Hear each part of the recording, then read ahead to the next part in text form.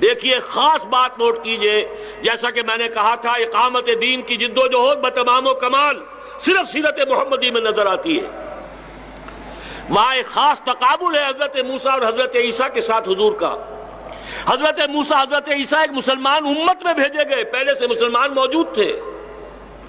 حضور نے ایک امت اپنی دنیا آپ پیدا کر اگر زندوں میں ہے، آپ نے امت پیدا کی ہے، جماعت بنائی ہے۔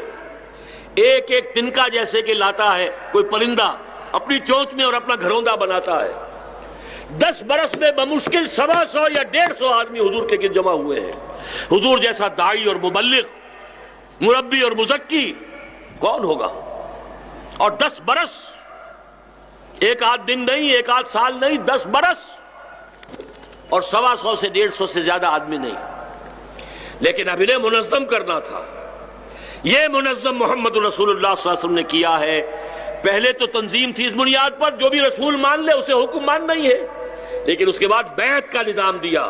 بخاری اور مسلم دونوں کے اندر روایت موجود ہے، حضرت عبادہ ابن صامت فرماتے ہیں ہم نے بیعت کی تھی اللہ کے رسول سے، آپ کا ہر حکم سنیں گے اور مانیں گے، خواہ مشکل ہو خواہ آسان، خواہ طبیعتیں آمادہ ہوں خواہ اپنی طبیعتوں پر جبر کرنا پڑے، خواہ آپ دوسروں کو ہم پر ترجیح دے دیں۔ ہم یہ نہیں کہیں گے میں پرانا خادم تھا آپ کا، آپ نے ایک نو وارد کو مجھ پر امیر بنا دیا، مجھے اس کا مامور کر دیا، نہیں، اٹس یور پریروگیٹو، یہ آپ کا اختیار ہے۔ اور یہ کہ جنہیں آپ امیر بنا دیں گے ان سے جھگڑیں گے نہیں، ان کا حکم مانیں گے، ان سے تعاون کریں گے۔